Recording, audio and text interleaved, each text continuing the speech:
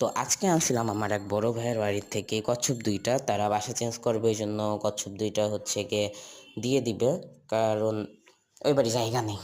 তো যাই হোক এখন আমি যাবো আমার পাখির কাছে ওইখানে কচ্ছপ ২ টা রাখবো। আর এখানে আমার চিলের মাছ সিদ্ধ করতেছিলাম। আমি ওরা হাফ সিদ্ধ খাওয়াই কারণ এতে ওরা হিংস্র বেশি একটা থাকে না।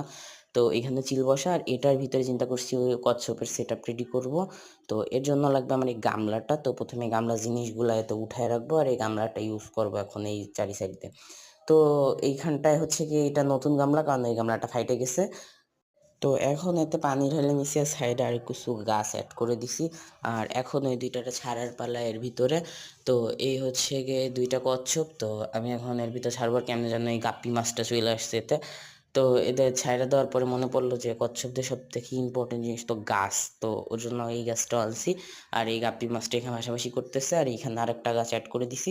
তো এরপরে মনে পড়লো যে ওরা তো একটু সিক্রেট কোনো জায়গা খুঁজে। তো এইখানটায় আমি আমার ঠিলা ভেঙে এইখানে বসায় দিছি। তো আ কচ্ছপটা জানি না এর ভিতরে ঢুকবে কিনা। আর আমারও একটা বড় কচ্ছপ আছে ওইখানে ঘোরাঘুরি করে। ও যে কোন মাটির তলায় গর্ত করে বসে আছে তা আমি নিজেও জানি না। ও খাওয়ার টাইমে একমাত্র বেরোয় লতাপাতা খায় আবার ওর ঘরে চলে যায়। আর এখানে মাছগুলো আমার রেডি হয়ে গেছে। তো আমি চিল্লে ডাকতেছি আর ও চইলেও আসছে সুন্দরভাবে। তো এখন আমি ওরে দেবো মাছ আর এই হচ্ছে সে মাছগুলা।